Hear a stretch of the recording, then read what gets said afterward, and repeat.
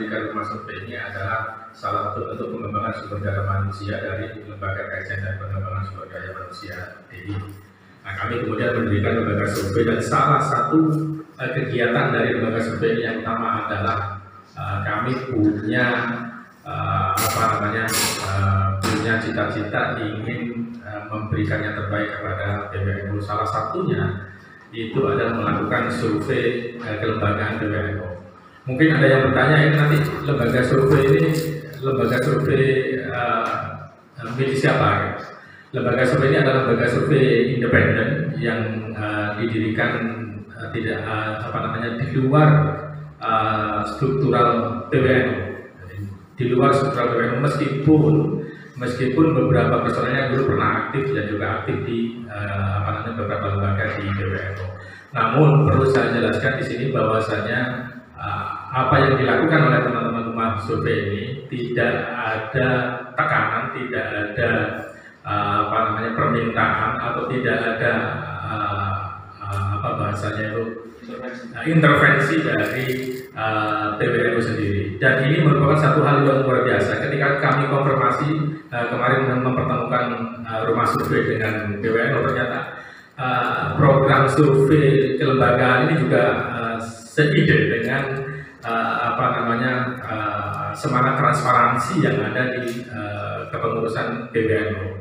Kami kemudian menginformasikan kepada Pak Yahya Mukhtar selaku sekretaris bahwasanya RSI akan melakukan survei kelembagaan, dan Pak Yahya Mukhtar selaku sekretaris PBNU sangat membuka diri untuk melakukan pada RSI untuk melakukan survei kelembagaan. Dan ini menurut saya satu hal yang luar biasa, di mana selama ini yang dalam tanda kutip yang saya ketahui itu belum ada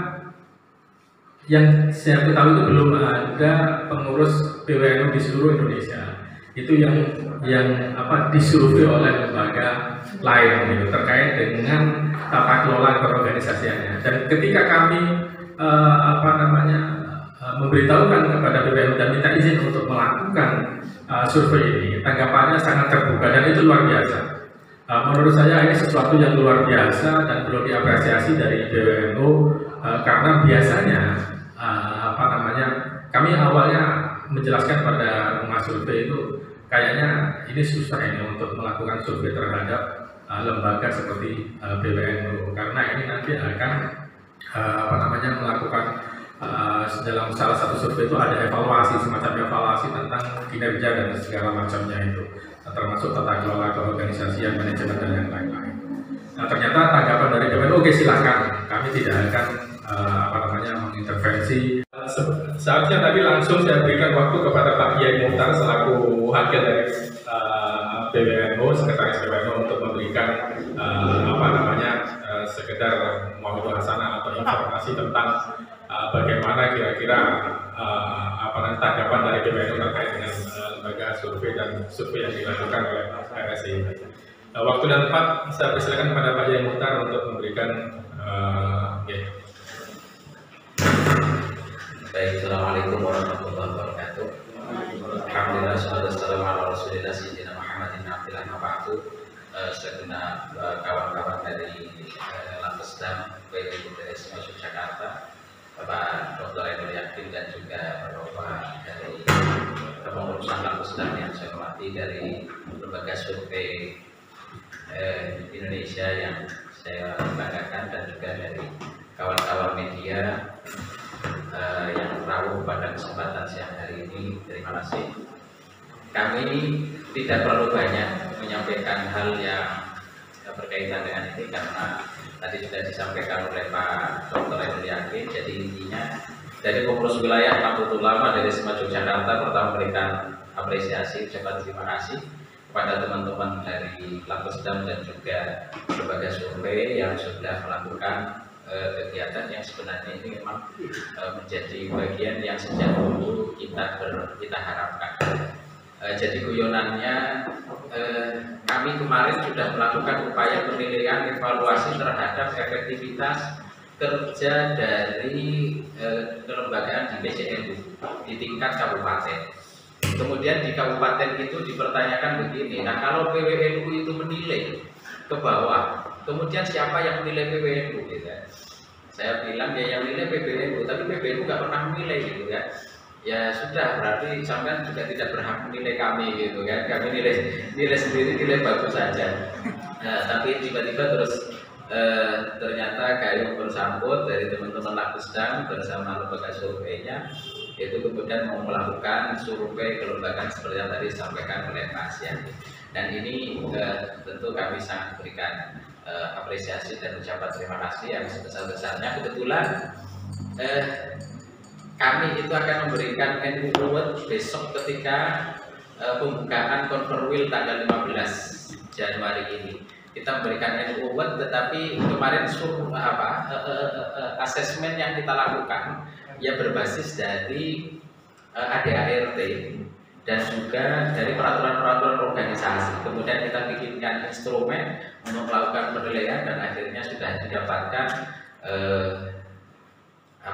juara 1 untuk BCNU, dan ini nanti akan lebih indah lagi, lebih baik lagi ketika kita juga sudah sebelumnya melakukan apa yang dilakukan oleh teman-teman di Lakustang dan lembaga survei ini, sehingga kami menyampaikan akan lebih mantap bahwa kami sudah melakukan dinilai di survei, kemudian kami juga memberikan penilaian. Baik, hanya itu saja, dan kami berharap kalau sekarang ini lembaga survei ini sudah memulai dengan melakukan evaluasi terhadap kinerja kepengurusan PWNU ke depan, di samping tentang kinerja kelembagaan juga kami berharap terhadap hal-hal yang lebih jauh dari itu berkaitan dengan kondisi sosial kemasyarakatan, khususnya yang juga nanti diperlukan untuk menyusun program-program PWNU ke depan. Misalnya berkaitan bagaimana kita agar lebih bisa pas lagi untuk program-program pendidikannya, program-program sosialnya. Kemudian itu kan perlu kita berbasis data dari hasil survei. Apalagi misalnya berkaitan dengan kondisi perkembangan usia milenial, kemudian tantangan-tantangan yang ada hari ini, sehingga kami bisa menyiapkan program-program strategi dakwah, strategi pendidikan yang lebih pas sesuai dengan perkembangan zaman yang ada. Oleh karenanya kami sangat berharap nanti terus dikembangkan kegiatan survei ini, dan apapun hasilnya yang hari ini akan disampaikan kepada kami PWNU, terus terang kami belum menerima, belum tahu hasilnya, nilainya seperti apa untuk nilai kami nanti dinilai merah semua juga kami terima, dinilai bagus, nilainya bagus juga alhamdulillah, kalau masih merah juga menjadi bahan evaluasi untuk kami. Terus terang kami belum menerima sama sekali, oleh karenanya kami terima kasih dan siap menerima apapun hasilnya yang nanti akan disampaikan oleh teman-teman dari lembaga survei. Ada dari kami, terima kasih sekali lagi kepada Lakustang, kepada lembaga survei dan teman-teman dari media. Mudah-mudahan kita diberikan kekuatan kesehatan untuk lahir dan batin kita. Amin. Wassalamualaikum warahmatullahi wabarakatuh. Assalamualaikum warahmatullahi wabarakatuh. Baik, terima kasih kepada Pak Haji Mukhtar atas sambutannya. Mungkin sebelum kita nanti ada tanya jawab dengan rekan-rekan media, mungkin kita sekarang ada waktu untuk memberikan secara simbolis dari rumah survei, hasil survei kita dari rumah survei Indonesia yang diberikan kepada PWNU dan diwakili oleh Pak Kiai Mukhtar Salim selaku Sekretaris PWNU. Monggo Mbak Ari sebagai Direktur Rumah Survei Indonesia untuk memberikan kepada Pak yang Mukhtar.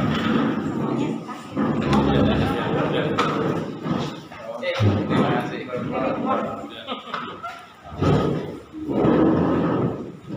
Bentar.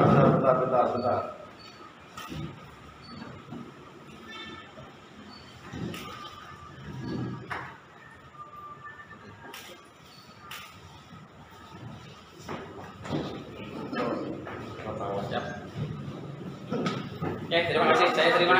Ya. Oke, matur semuanya. Ya, terima kasih untuk acara selanjutnya. Mungkin dari tim teman-teman rumah survei nanti akan menjelaskan, memberikan penjelasan terkait dengan hasil survei survei keorganisasian yang sudah dilakukan oleh Rumah Survei Indonesia. Monggo kepada Mas Arin, Mas Johan, Pak Lukman, saya berikan waktu, dan Mas Ali dan yang lain, ada Mas A juga, ada Mas Gubron, silakan waktu dan ini saya persilakan. Ya. Pakai ini.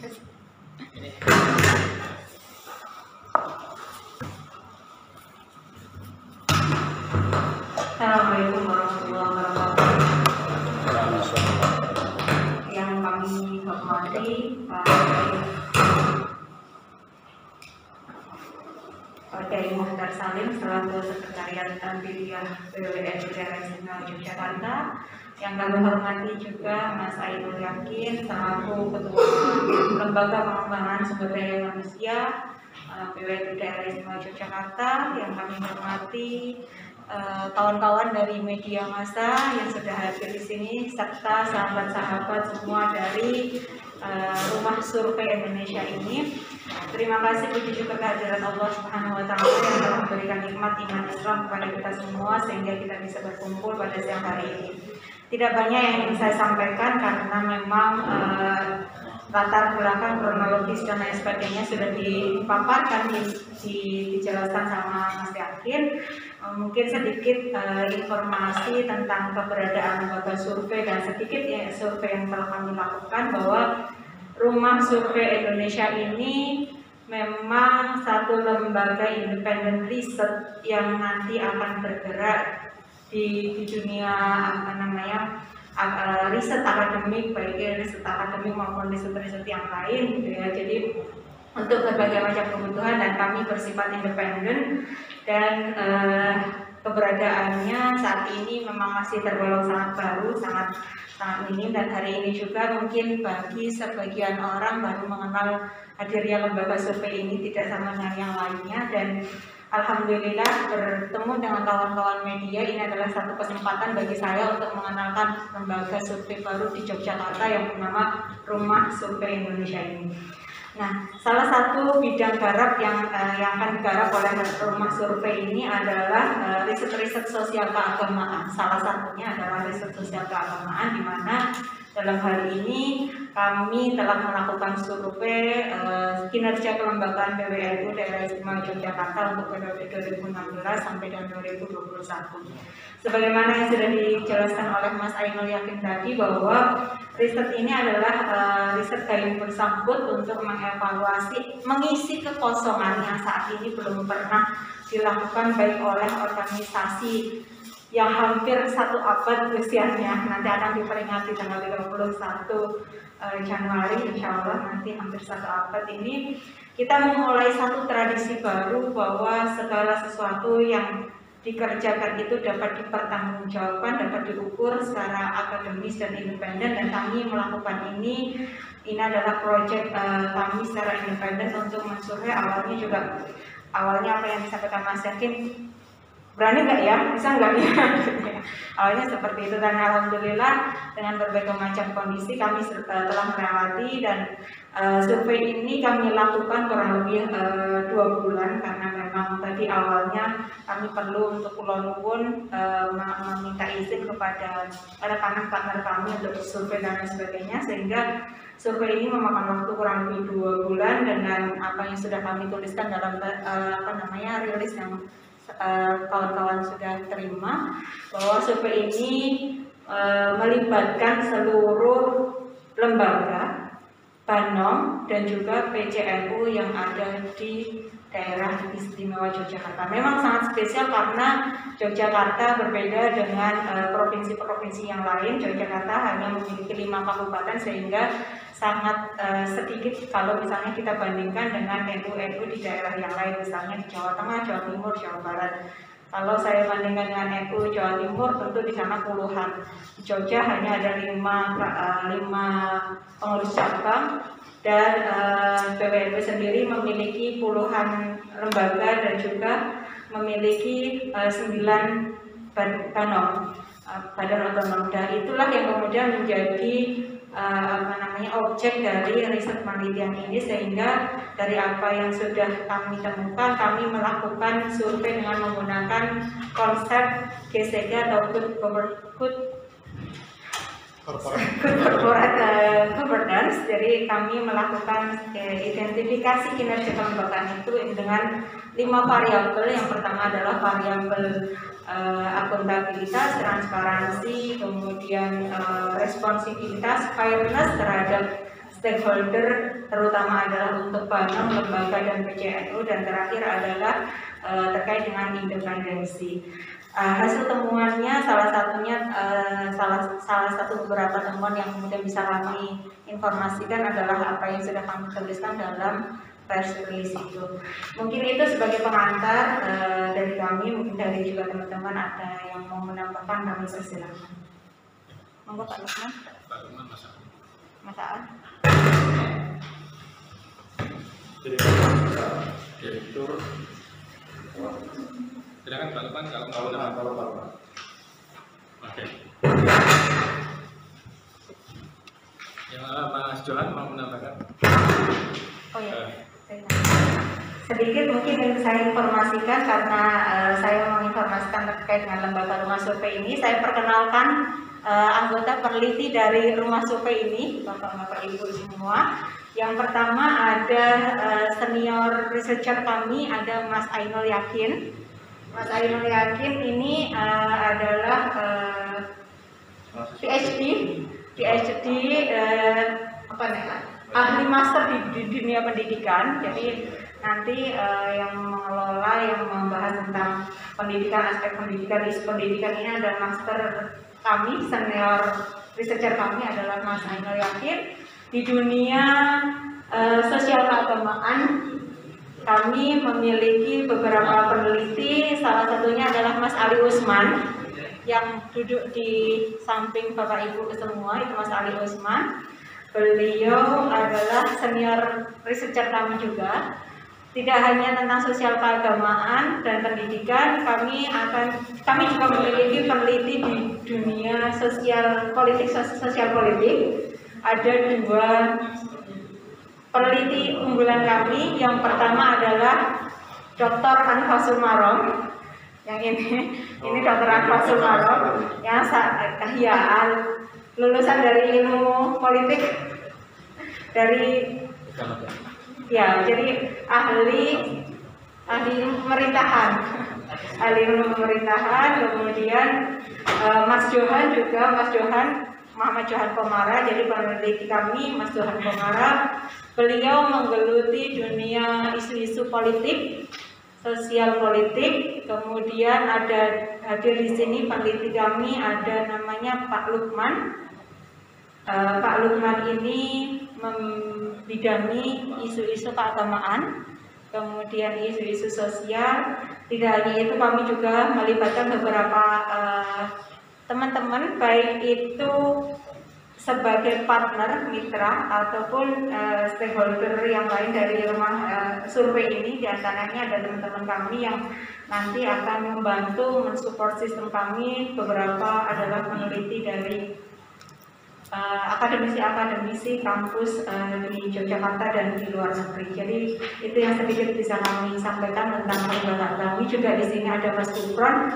Mas Gufron juga bagian dari researcher kami yang nanti akan membawahi bidang hukum. Apa Mas? Hukum ya? Hukum. Jadi hukum, aspek hukum, pengembangan hukum ini ada Mas Gufron. Mungkin itu sedikit perkenalan tentang kelembagaan dari Rumah Survei Indonesia itu sendiri, dan barangkali ada yang mau diintip-intip di apapun, mohon kami persilakan. Ya, monggo kepada rekan-rekan wartawan yang ingin bertanya, mungkin silakan. Ya. Mikrofonnya. Ya, baik. Nggak bisa. Seriusan itu. Oh ya. Mana bisa?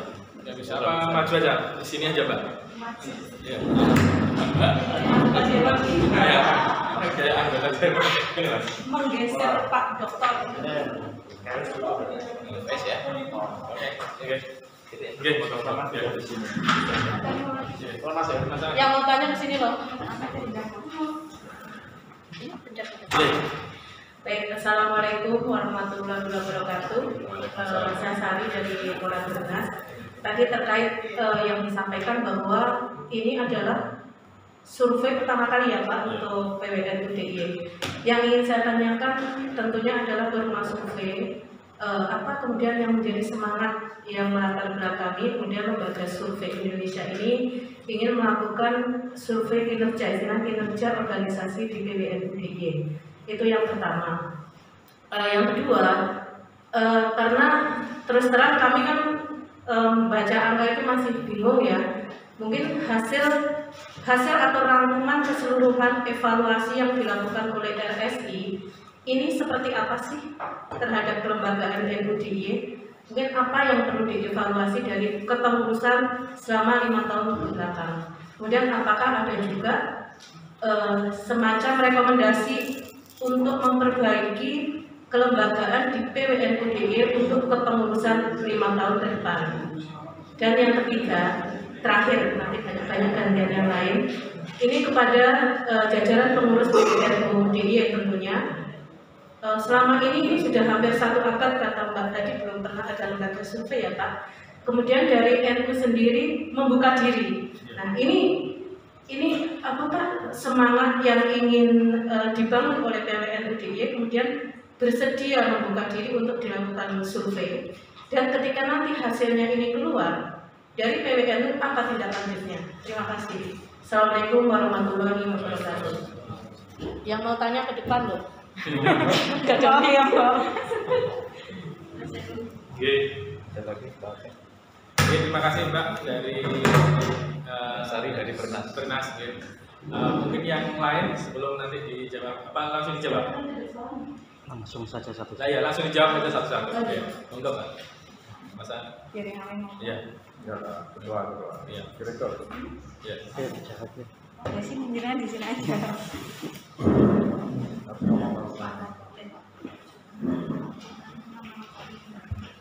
Oke, bismillahirrahmanirrahim. Teman-teman media, pertanyaannya to the point ya. Apa rekomendasi kami dari Rumah Survei Indonesia ini untuk PWNU? Yang pertama perlu ada peningkatan di bidang ekonomi.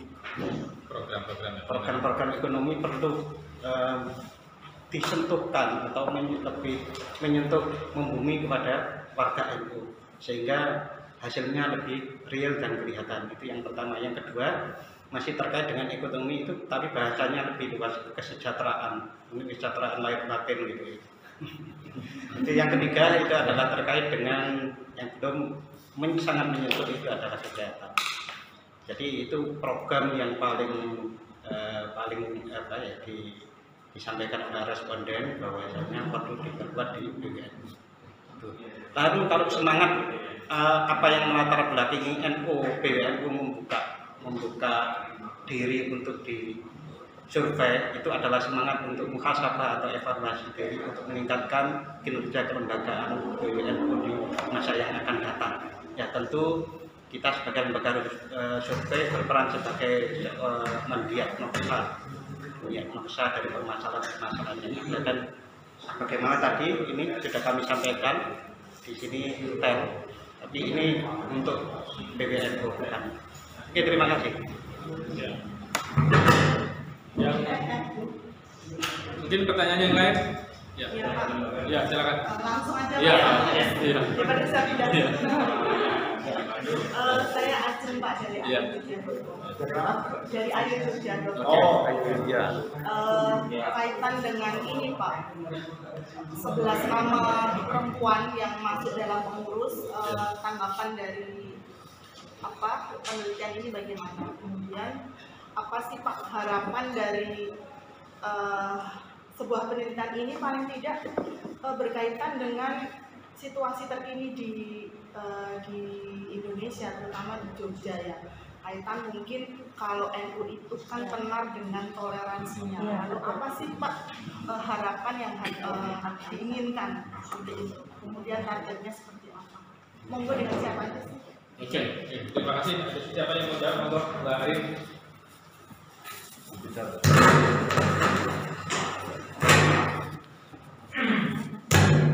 Baik, terima kasih Mbak Ayu, Mbak Ayu dari Ayu. Ya. Jadi terkait dengan kepengurusan PBNU hari ini yang kemudian melibatkan 11 nama perempuan atau ulama-ulama perempuan yang kemudian bergabung dalam gerbong Musyahya ini, kami juga sangat merespon baik, merespon positif dengan kehadiran para pengurus perempuan di jajaran pengurus besar Nahdlatul Ulama ini. Karena apa juga hasil temuan dari kami ketika kami melakukan identifikasi dan melakukan survei kepada responden kami yang menjadi pengurus baik itu di tingkatan Banon, lembaga maupun di PCNU, mayoritas bisa kami katakan adalah yang berjenis kelamin laki-laki, sehingga ketika hari ini PBNU memberikan satu gebrakan, memberikan satu inovasi dan melibatkan peran perempuan dalam kepengurusan PBNU, kami memberikan respon yang sangat positif karena itu juga sejalan dengan temuan kami bahwa hari ini meskipun dalam pengisian kuota sepertiga itulah istilahnya sepertiga di PBNU masih hampir sepertiga masih bisa terpenuhi, tetapi kemudian kedepannya mungkin harapannya juga masih bisa diperluas kembali, diperluas lagi. Dan terkait dengan relasi dan juga program khusus untuk PBNU Daerah Istimewa Yogyakarta dan juga menjadi brand program untuk kedepannya, kami juga melihat, kami mensurvei sebenarnya di sini adalah bagaimana hubungan PBNU ini dengan pemerintah, bagaimana hubungan PBNU dengan partai politik, bagaimana hubungan PBNU dengan korporat atau swasta, dan juga bagaimana hubungan PBNU ini dengan beberapa organisasi sosial keagamaan dan NGO yang lainnya. Nah, salah satu rekomendasi dari kami sebagai penelitian dari rumah survei ini adalah PBNU DIY untuk periode ke depan harus mampu menjadi leading sektor, menjadi satu role model dan harus menjadi satu hal yang inovatif, karena PBNU DIY ini adalah istimewa, spesial di antara NU yang lain. Kenapa? Karena di sini ada tetangga kita yang sangat kuat, dari NU ada Muhammadiyah, tidak hanya itu ada keraton. Jadi PBNU DIY ini sebenarnya ke depan jika digarap dengan lebih baik, karena kita juga melakukan identifikasi pemenuhan pengelolaan organisasi ke depan, relasi ini harus menjadi point of view, menjadi pandangan utama untuk kepengurusan ke depan, bagaimana PBNU yang lebih inklusif, bagaimana PBNU yang kemudian menjadi role model bagi NU yang lain, PBNU yang lain, terkait dengan aspek toleransi, bagaimana juga menjaga hubungan dengan, misalnya kalau di konteks daerah istimewa Yogyakarta adalah bagaimana menjaga hubungan dengan Muhammadiyah, bagaimana menjaga hubungan dengan keraton daerah istimewa Yogyakarta, dan bagaimana dengan relasi dengan korporat, swasta, dan lain sebagainya. Mungkin itu sebagai rekomendasi kami bahwa seharusnya PBNU ke depan harus mampu menjadi leading sektor, menjadi role model untuk PBNU yang inklusif, karena kita istimewa, karena Allah itu menganugerahi kita punya relasi yang spesial, tidak ada di tempat yang lain, salah satunya dengan kehadiran keraton itu. Oke, mungkin pertanyaan yang lain dari media yang lain. Cukup ya. Oke, terima kasih. Kalau misalkan tidak ada, ini mungkin saya hanya sekedar menambah tadi terkait dengan semangat yang melatar belakangi pertanyaan dari siapa tadi yang pertama. Semangat yang melatar belakangi itu adalah semangat keterbukaan ya. Ini satu yang luar biasa menurut saya. Ada semangat keterbukaan dari PBNU sehingga kami diizinkan untuk melakukan survei kelembagaan dan keorganisasian. Terkait dengan pada intinya adalah soal tata kelola kelembagaan ini memang perlu ditingkatkan karena kita semua tahu bahwasanya organisasi keagamaan seperti NU atau seperti PBNU ini adalah organisasi yang kemarin itu bahasanya itu adalah organisasi yang semua orangnya itu bekerja di luar NU. Ada profesor, ada pedagang, ada bisnis, dan kemudian aktif di PBNU. Nah, keaktifan seperti ini itu kalau misalkan dituntut untuk profesional sebagaimana organisasi yang memang orang-orangnya penuh mencurahkan di satu organisasi itu, kemungkinan agak sulit gitu. Nah, keberanian PBNU memberikan izin pada Rumah Survei Indonesia untuk melakukan survei kelembagaan ini adalah sesuatu yang menurut saya perlu diapresiasi, karena tidak banyak organisasi massa atau organisasi keagamaan yang membuka diri untuk disurvei. Itu saya kira yang dari saya. Mungkin dari teman-teman yang lain, dari Mas Aan dan dari yang lain akan memberikan tanggapan. Mas Johan, kalau tidak ada, mungkin dari teman-teman, kalau memang tidak ada, saya tutup.